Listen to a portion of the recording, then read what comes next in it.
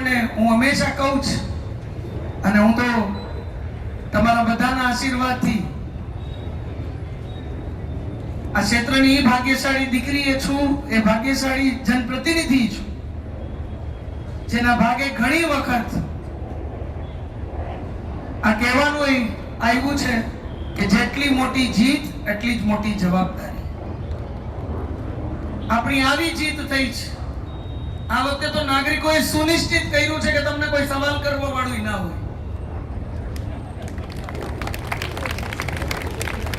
અને હવે તમે એમ નહીં કહી શકો બોલા રોકે છે. ટૂંકમાં આમાં બે બાજુના પાસા છે. તમારી પાસે કોઈ કારણ નથી બચ્યું, અને એક જ વસ્તુ લઈને તમારે લોકો વચ્ચે જવાનું છે, એ છે પરફોર્મન્સ. માત્ર ને માત્ર કામ, માત્ર ને માત્ર સુવિધા.